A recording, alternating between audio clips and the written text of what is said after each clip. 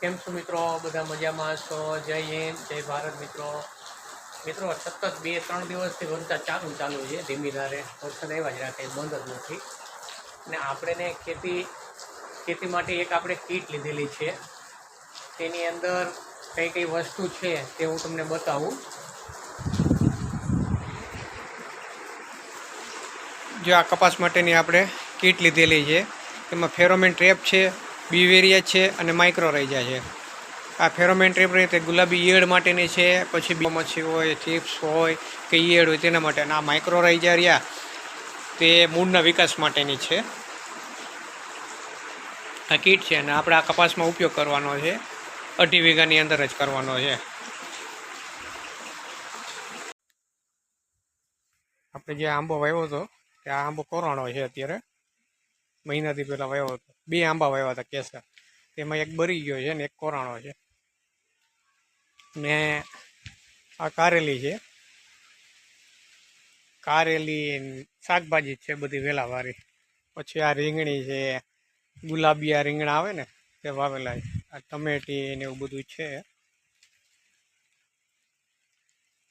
આ બધી શાકભાજી. અને અત્યારે વરસાદે ચાલુ છે ને કારેલામાં ટીટિયા પડવાનું ચાલુ થઈ ગયા છે. ફૂલડાઈ છે એને સરસ ફૂલડાઈ.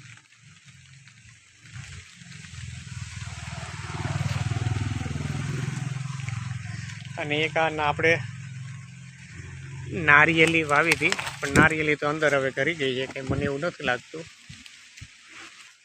પોપૈયા સાથે ઉગ્યા છે, પોપૈયા છે. આ લીંબુડી,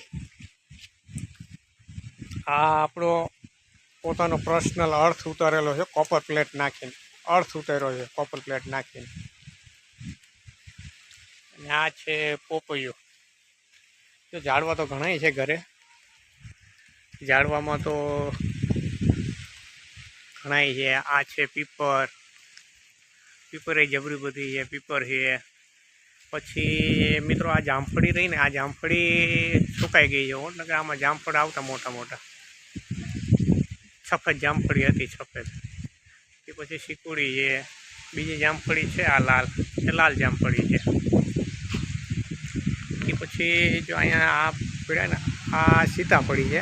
આ રોપ આપણે વાવવાના છે. હું 3 રોપ લઈ આવ્યો સીતાફળીના, તે ઘરે વાવી દેવાના. સીતાફળી